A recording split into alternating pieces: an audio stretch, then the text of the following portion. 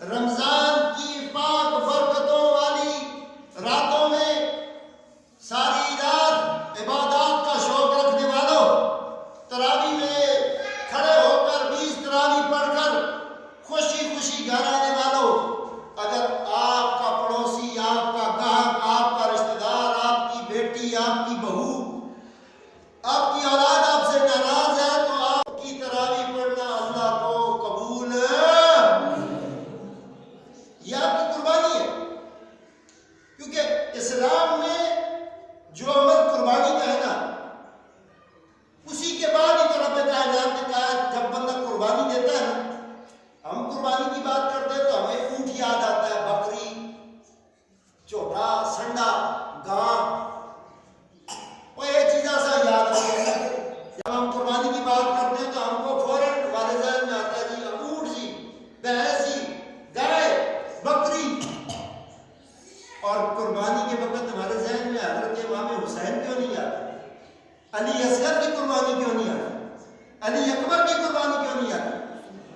اصل میں ہم نے محرم کو اس لیے ترک کر دیا کہ اس میں 3 ولایتوں کا اقرار کرنا ہے، اور 2 ولایتوں کا اقرار تو وابی بھی کرتا ہے، دیوبندی بھی کرتا ہے، اہل حدیث بھی کرتا ہے، لیکن تیسری ولایت علی ہے.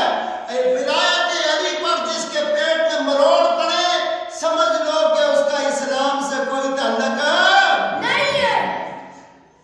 اس لیے کہ داتا صاحب ولی ہم نے مان لیا، ہم نے خواجہ غریب نواز کو ولی مان لیا، ہم نے عبداللہ شاہ غازی کو ولی مان لیا، بہاؤالدین زکریا ملتانی کو ولی مان لیا، ہم نے بڑے بڑے اولیاء کے درگاہوں پہ، خانقاہوں پہ اپنے آپ کو پکا مرید، سچا مرید منوا لیا، لیکن ان اولیاء کا فیضان جو آپ تک پہنچا، نبی تھے، علی کو ولی کہنے والے، ولی بن گئے یا علی کہنے والے. تو ولایت کا اصل منبع، ولایت کا اصل سرچشمہ نور جو قلب سے روشن ہوتا ہے اور امت کے لیے ہدایت اور رہنمائی کی وجہ بنتا ہے، وہ علی سے ہی ملتا ہے. بولو سبحان اللہ. یا ایھا الذین آمنوا، اے ایمان والو، کتب علیکم الصیام، تم پر رمضان کے روزے فرض کیے گئے، رمضان کے روزے فرض کیے گئے.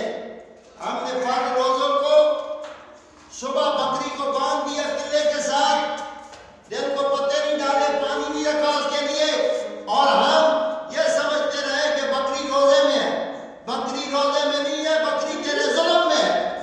تو نے اگر کھانا نہیں کھایا، تو نے پانی نہیں پیا، تو نے باقی سارے کام ترک کر دیے، اور تو نے یہ ترک نہیں کیا کہ تو مصطفیٰ کی آل پاک کے طریقے پہ روزہ رکھے، تیرا روزہ قبول ہے، تیرا روزہ قبول نہیں ہے. اپنے اپنے گھر کے معمولات کو سمجھو، اپنے اپنے گھر کے معمولات کو سمجھو. روزہ آپ کو عاجزی سکھاتا ہے، روزہ آپ کو اخلاق سکھاتا ہے، روزہ آپ کو صبر سکھاتا ہے، روزہ آپ کو عبادت کا شوق دیتا ہے. اب ایک بندہ کہے جی میں الحمدللہ جی میں 5 وقت کی نماز پڑھتا رہا رمضان پاک میں. اللہ تو اتنا 30 ماہ خان ہے جڑا 5 وقت کی پڑھتا رہے تو 27ویں روزے کتنے نس گئے ہیں. بولو سبحان اللہ. 27ویں روزے پھر بازار کی گلیوں میں تو محلوں میں تو جائی جائی کر رہے ہوتے ہو، تم سے پوچھ کے کدھر پھر رہے ہو تو کہہ رہے ہوتے ہو کہ جی عید کی تیاری ہے، عید کی تیاری ہے، شیطان کی بیماری ہے. بولو سبحان اللہ. عید کی تیاری ہے اور شیطان کی بیماری ہے.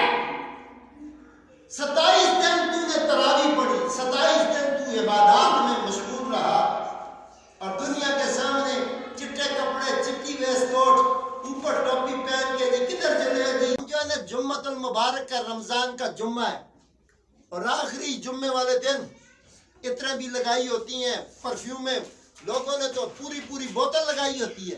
اور کہو جی اور جی ماشاءاللہ الحمدللہ اے جمعۃ الوداع ہے تے اسی جمعۃ الوداع دے اندر اپنا شکر ادا کرنے کسا کٹ کے عبادت.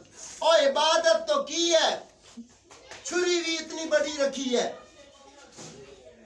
گالی چوڑ کے اور میرے ساتھ آستہ بات کرنا، میں روزے سے ہوں۔